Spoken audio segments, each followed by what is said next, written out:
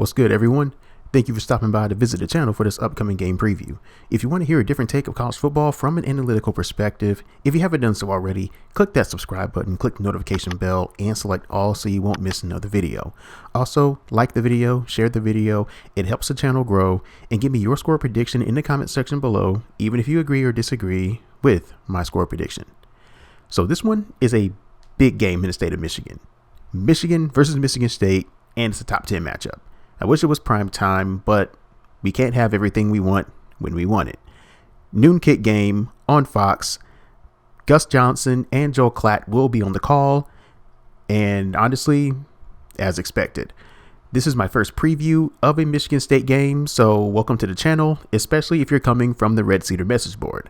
So this channel is analytics based. So we start off with the advanced metrics between the two teams in an info card I like to call the tail of the tape, similar to boxing. So the polls consider this game as a top 25 matchup, and the advanced metrics agree. The numbers aren't too kind to Michigan State, as their rival holds a significant advantage in F+, SP+, and when they're on defense against the Spartan offense. Bill Connolly's SP+ rating has Michigan as a 4-point favorite with a 59% win probability, and the Vegas line opened at 2, but it is currently at 4 points in favor of Michigan at the time of recording. For Michigan State against Indiana, it wasn't a win that had a lot of style points, but anytime you beat a conference team, you'll take the dub any chance you get it. Michigan State's game against Indiana was as sloppy as they were held to a 34% success rate on offense. The Spartans won the game, however, by winning the explosive play battle. They forced turnovers, and they had a 12-yard field position advantage. This game was similar to the many games they had in 2015, where they had a few nail-biters, but they won with sheer guts and guile. For Michigan, they took apart an overmatched Northwestern team in a game where the advanced box score tells the story well. Michigan was efficient. They didn't allow Northwestern to get anything going offensively, as the game was essentially over by halftime. To put it bluntly, Northwestern did not fare well against the state of Michigan this year. So after a certain number of weeks, I get enough data to generate opponent-adjusted stats. In college football, we tend to view how teams play based on the raw numbers, but the problem with using the raw numbers, they leave out a lot of context, i.e., if you want to use the term, they ain't play nobody. So these opponent-adjusted stats give us that type of context, and it is done by offense versus defense. And as we see when Michigan State has the ball against Michigan's defense, there's expected to be some resistance. Now, the raw numbers show Michigan State is a solid offense, averaging over 5 yards per carry and close to 9 yards per pass attempt. But when you take a deeper dive, their opponents aren't helping their ranking.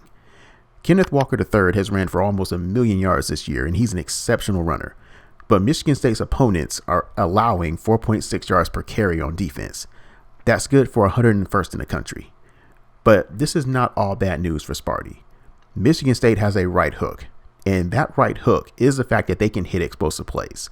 They are 8th in the country in that metric when you adjust for the opponent. And let me tell you, when they hit those explosive plays, it doesn't go for 10 yards or 20 yards. They will hit you for about a 50-yard bomb or more. They're going to lull you to sleep with those jabs that go for 2 or 4 yards. Then Jaden Reed or Jalen Naylor gets behind the defense, or they catch you in a bad alignment, and the next thing you know, strike up the band because they got 6 on the scoreboard.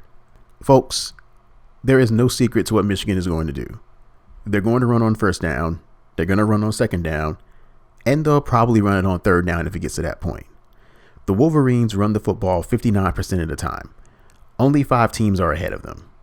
The 3 Service Academy schools, obviously, Minnesota, and Northern Illinois. They are who they are at this point of the season, and it gets results. This will be no doubt the best running team on Michigan State's schedule, and they have an extra week to prep and get ready for it, but it won't be easy. However, this is a rivalry game, and these guys hate each other with a passion. So since you're new to the channel, I usually do a computer model based on opponent adjusted statistics, but this year I'm doing things different. I created a rating system that is based on the principles of ELO, and it is structured by the point differential of the average college football team. If you're not familiar with how ELO works, after every game, the winning team will take points from the losing team.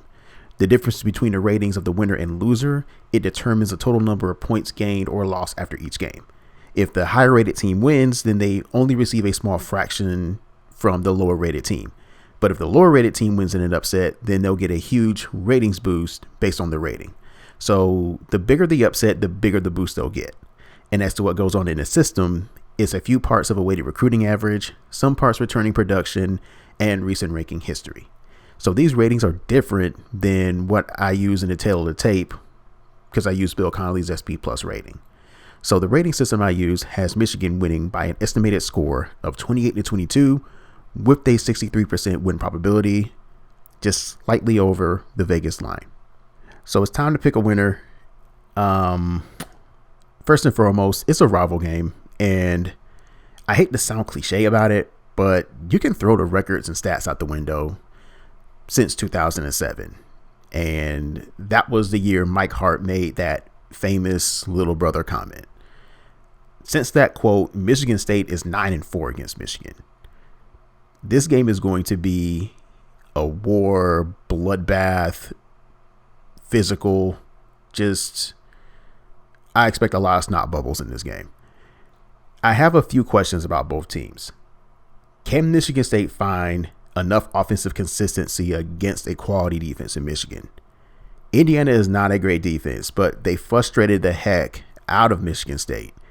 And Michigan is a much better team defensively. And number two, can Michigan just pound the football without having the ability to throw the football on a consistent basis? They don't throw the football often, but they do generate enough successful plays. But down the road, if you're a Michigan fan, you have to ask the question, can we win the conference by being strictly a run-heavy team? In a game like this, I won't be shocked either way due to the fact the line is so tight. Both teams have outstanding running backs. There's a lot of hate between the programs. It's at East Lansing, and the home crowds have been very effective this year. Against my better judgment, I'm going to pick Michigan, but less than the model score. I got 24-21 in favor of the Wolverines, and I'm not going to be surprised either way. This game is going to be really tight down the stretch, in my opinion. And with that being said, that is a wrap for another game preview. Let me know what your thoughts are in this game in the comment section below. Give me your score prediction. Tell me why your respective team is going to win it. I hope you enjoyed the video. Please give the video a like. And if you love college football as much as I do, hit the subscribe button if you want to stay updated with the latest previews and the occasional highlights. And as always, thank you for visiting the channel, and thanks for watching.